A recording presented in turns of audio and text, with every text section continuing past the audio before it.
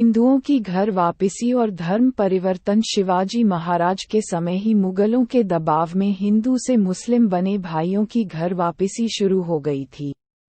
शिवाजी महाराज ने सबसे पहले नेताजी पल्लकर को पुनः हिंदू बनाया था, जिन्हें की जबरन मृत्यु का भय दिखाकर इस्लाम अपनाने पर मजबूर किया गया था।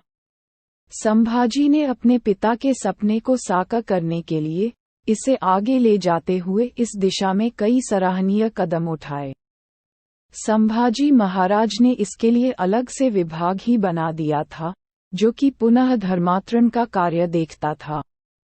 इस विभाग के अंतर्गत उन समस्याओं को देखा जाता था जिसमें किसी व्यक्ति या परिवार को मुगलों ने जबरन इस्लाम बना दिया हो, लेकिन वे अपने हिंदू धर्म को छोड़ना नहीं चाहते हो और वापस हिंदू बनने की मंशा रखते हो। इसके बारे में एक प्रसिद्ध किस्सा है कि हसुल गांव में कुलकर्णी नाम का ब्राह्मण हुआ करता था, जिसे मुगलों ने जबरदस्ती मुसलमान बना दिया था और उसने वापस हिंदू धर्म में आने की कोशिश की। लेकिन गांव के ब्राह्मणों ने इसके लिए मना कर दिया, क्योंकि उन्हें लगता था कि कुलकर्णी अब वेद विरुद्ध पद्धति को अपनाकर अशुद्ध हो गया है। लेकिन अंत में वह जाकर संभाजी महाराज से मिला और उन्होंने कुलकर्णी के लिए पुनः धर्मांतरण की विधि और अनुष्ठान का आयोजन किया। संभाजी द्वारा किए गए इस नेक प्रयास से उस समय जैसे कोई परिवर्तन की लहर उठी और इस तरह से बहुत से हिंदू से मुस्लिम बने लोग अपने धर्म में लौट आए। संभाजी भगवान शिव के परम भक्त थे, जो अपने अंतिम समय तक मुगलों के सामने भी हिंदू देव भगवान शिव का अनुसरण करते रहे। संभाजी का एक नाम शंभूजी था, जो कि महादेव का ही एक नाम है। संभाजी को जब शिवाजी के साथ औरंगजेब की शरण में जाना पड़ा था, तब उन्होंने महाराष्ट्र से लेकर काशी विश्वनाथ से होते हुए दिल्ली तक की कठोर यात्रा की थी, जिसमें उनके जीवन के कई प्रारंभिक वर्ष निकल गए। इसी दौरान बाल शंभू को महादेव में अपने इष्ट दिखने लगे और शंभू राजे ने शिव शंभू की आराधना शुरू कर दी। शिवाजी राजे की मृत्यु और हिंदुत्व के लिए संकट की घड़ी वास्तव में महान शिवाजी के देहांत के बाद 1680 में मराठों को मुश्किलों का सामना करना पड़ा था। औरंगजेब को लगा था कि शिवाजी के बाद उनका पुत्र संभाजी ज्यादा समय तक टिक नहीं सकेगा, इसलिए शिवाजी की मृत्यु के बाद 1680 में औरंगजेब दक्षिण की पठार की तरफ आया। उसके साथ 400,000 जानवर और 50 लाख की सेना थी। औरंगजेब ने बीजापुर की सल्तनत के आदिल शाह और गोलकोंडा की सल्तनत के कुतुब शाही को परास्त किया और वहां अपने सेनापति क्रमशः मुबारक खान और शारजखन को नियुक्त किया। इसके बाद औरंगजेब ने मराठा राज्य का रुख किया और वहां संभाजी की सेना का सामना किया। 1682 में मुगलों ने मराठों के रामसेई दुर्ग को घेरने की कोशिश की, लेकिन 5 महीने के प्रयासों के बाद भी वो सफल न हो सके। फिर 1687 में वाई के युद्ध में मराठा सैनिक मुगलों के सामने कमजोर पड़ने लगे। वीर मराठाओं के सेनापति हम्बीराव मोहिते शहीद हो गए और सैनिक सेना छोड़कर भागने लगे। संभाजी इसी दौरान संगमेश्वर में 1689 फरवरी को मुगलों के हाथ लग गए। संभाजी पर औरंगजेब का अत्याचार 1689 तक स्थितियां बदल चुकी थी। मराठा राज संगमेश्वर में क्षत्रुओं के आगमन से अनभिज्ञ था। ऐसे में मुकर्राब खान के अचानक आक्रमण से मुगल सेना महल तक पहुंच गई और संभाजी के साथ कवि कलश को बंदी बना लिया। उन दोनों को कारागार में डाला गया और उन्हें वेद विरुद्ध इस्लाम अपनाने को विवश किया गया। औरंगजेब के शासनकाल के आधिकारिक इतिहासकार मसिर प्रथम अंबारी और कुछ मराठा सूत्रों के अनुसार कैदियों को चैनों से जकका हाथी के हौदे से बांधकर औरंगजेब के कैंप तक ले जाया जाता था, जो कि अकलूज में था। मुगल शासक तक ये खबर पहले ही पहुंच चुकी थी और उन्होंने इसके लिए एक बड़े महोत्सव के आयोजन की घोषणा की। मुगलों ने पूरे मार्ग में विजयी सेनापतियों के लिए उत्सव का आयोजन और स्वागत किया। मुगलों की जीत के जश्न के लिए शेख निजाम का चित्र बनवाया गया। मुगल पुरुष सड़कों पर और झरोखों से झांकती महिलाएं बुरखे के भीतर से हारे हुए मराठा को देखने को उत्सुक थी, जबकि राह में पड़ने वाले हर मुगल उनकी हंसी उड़ा रहे थे और कोई तो अपमान में मुंह पर थूक भी रहा था। मुगलों में मिले हुए राजपूत सैनिकों को संभाजी के लिए बहुत सहानुभूति थी। संभाजी ने उन्होंने ललकारते हुए कहा था कि या तो वे उन्हें खुला छोड़कर सन्मुख युद्ध कर ले या फिर उन्हें मारकर इस अपमान से मुक्ति दे, लेकिन मुगलों के डर से वो सैनिक खामोश थे। इस तरह 5 दिन तक चलने के बाद वो लोग औरंगजेब के दरबार में पहुंचे। औरंगजेब संभाजी को देखकर अपने सिंहासन से नीचे उतरकर आया और उसने कहा कि मराठाओं का आतंक कुछ ज्यादा ही हो गया था। वीर शिवाजी के पुत्र का मेरे सामने खड़े होना एक बहुत बड़ी उपलब्धि है। ऐसा कहकर औरंगजेब ने अपने अल्लाह को याद करने के लिए घुटने टेके। कवि कलश उस समय चैनों से बंधे हुए एक तरफ खड़े थे, लेकिन उन्होंने संभाजी की तरफ देखा और कहा कि हे मराठा राजे, देखिए आलमगीर खुद अपने सिंहासन से उठकर आपके आगे श्रद्धा से नतमस्तक होने आए हैं।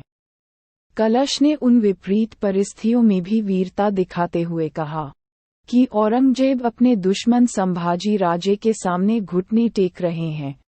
इससे औरंगजेब आग बबूला हो गया और उसने उन दोनों को तहखाने में डालने का आदेश दे दिया। औरंगजेब ने शेख निजाम को फतेह जंग खान आजम की उपाधि देने की घोषणा की, साथ ही 50,000 रुपये, एक घोड़ा, एक हाथी और 6,000 सैनिकों की टुकड़ी देने की घोषणा की। इसके अलावा उसके पुत्र इखलास और भतीजे को भी उपहार और सेना में उच्च पद देने की घोषणा की। मुगल नायकों ने संभाजी को सुझाव दिया कि वे यदि अपना पूरा राज्य और सभी किले औरंगजेब को सौंप दे, तो औरंगजेब संभाजी की जान बख्श देगा। संभाजी ने इस बात से मना कर दिया। इसके बाद मुगल अपने उस उद्देश्य पर लौट आए जिसके लिए उन्होंने भारत पर आक्रमण किया था, जिसमें गैर मुस्लिम को मुस्लिम बनाना और जनता को लूटना और महिलाओं का शील भंग मुख्य कार्य था। संभाजी ये सब देखकर बहुत आहत हो रहे थे। ऐसे में संभाजी की हालत देख उन्हें फिर से औरंगजेब का ये संदेश आया कि वो यदि इस्लाम अपना लेते हैं तो उन्हें ऐशो आराम की जिंदगी दी जाएगी।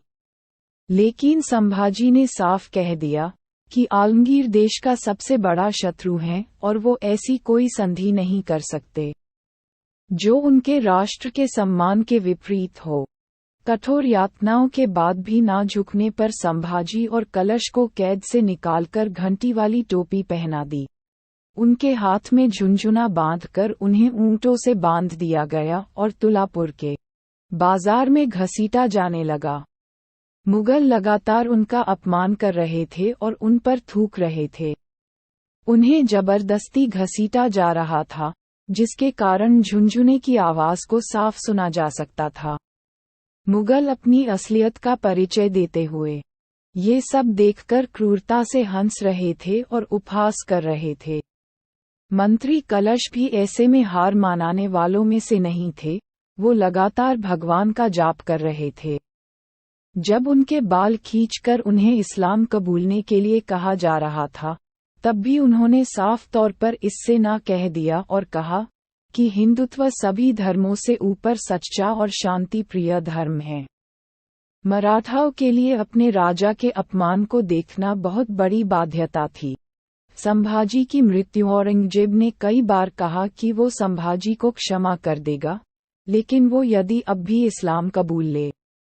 संभाजी ने मुगलों का उपहास उड़ाते हुए कहा कि वह मुस्लिमों के समान मूर्ख नहीं है, जो ऐसे मानसिक विक्षिप्त व्यक्ति मोहम्मद के सामने घुटने टेके। फिर संभाजी ने अपने हिंदू आराध्य महादेव को याद किया और कहा कि धर्म अधर्म के भेद को देखने और समझने के बाद वो अपना जीवन हजारों बार हिंदुत्व और राष्ट्र को समर्पित करने को तैयार हैं। और इस तरह संभाजी मलयज औरंगजेब के आगे नहीं झुके। इससे पहले तक किसी ने भी अल्लाह, मोहम्मद इस्लाम के खिलाफ खुलकर इतना कुछ नहीं बोला था। औरंगजेब ने इससे क्रोधित होकर आदेश दिया कि संभाजी के घावों पर नमक छिड़का जाए और उन्हें घसीटकर औरंगजेब के सिंहासन के नीचे लाया जाए। फिर भी संभाजी लगातार भगवान शिव का नाम जपे चले जा रहे थे। फिर उनकी जीभ काट दी गई और आलमगीर के पैरों में राखी गई, जिसने इसे कुत्तों को खिलाने का आदेश दे दिया। लेकिन औरंगजेब भूल गया था कि वो जीभ काटकर भी संभाजी के दिल और दिमाग से कभी देशभक्ति और भगवत भक्ति को अलग नहीं कर सकता। संभाजी अब भी मुस्कुराते हुए भगवान शिव की आराधना कर रहे थे और मुगलों की तरफ गर्व भरी दृष्टि से देख रहे थे। इस पर उनकी आंखें निकाल दी गई और फिर उनके दोनों हाथ भी एक एक कर काट दिए गए, और ये सब धीरे धीरे हर दिन संभाजी को प्रताड़ित करने के लिए किया जाने लगा। संभाजी के दिमाग में तब भी अपने पिताजी वीर शिवाजी की यादें ही थी, जो उन्हें प्रतिक्षण इन विपरीत परिस्थिति का सामना करने के लिए प्रेरित कर रही थी। हाथ काटने के भी लगभग 2 सप्ताह के बाद 11 मार्च 1689 को उनका सर भी धड़ से अलग किया गया। उनका कटा हुआ सर महाराष्ट्र के कस्बों में जनता के सामने चौराहों पर रखा गया, जिससे कि मराठाओं में मुगलों का भी व्याप्त हो सके, जबकि उनके शरीर को छोटे छोटे टुकड़ों में काटकर तुलापुर के कुत्तों को खिलाया गया। लेकिन ये सब वीर मराठा पर अपना प्रभाव नहीं जमा सके। अंतिम क्षणों तक भगवान शिव का जाप करने वाले बहादुर राजा के इस बलिदान से हिंदू मराठाओं में अपने राजा के प्रति सम्मान, मुगलों के प्रति आक्रोश और बढ़ गया। एक अन्य किंवदंती के अनुसार संभाजी का वध वाघनाखले मतलब चीते के नाखून से किया गया था। उन्हें 2 हिस्सों में चीरकर फाड़ा गया था और कुल्हाड़ी से सर काटकर पुणे के पास तुलापुर में भीमा नदी के किनारे पर फेंका गया था। Thank you for watching. और भी जानकारी के लिए चैनल को सब्सक्राइब करें और लाइक करें।